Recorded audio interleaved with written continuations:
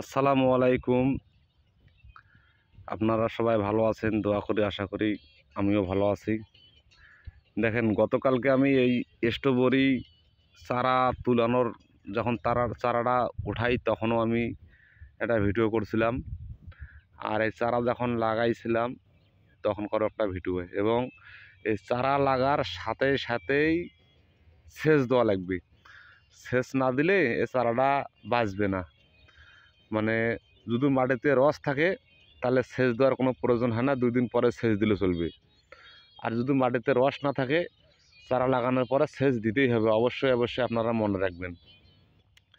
এটাকে এই যে যতটুক মানে এটা জমিটা হচ্ছে 15 শতক জায়গা, 15 শতক জায়গার ভিতরে মোটামুটি 10 শতক জায়গা লাগাইছে।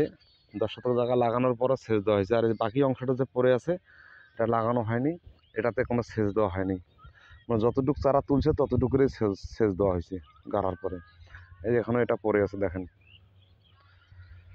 তো ইনশাল্লাহ আমি আবার পরবর্তী ভিডিওতে অবশ্যই আসবো, কীভাবে চারাটা লাগায় সেটাকে আমি দেখাবো ইনশাল্লাহ।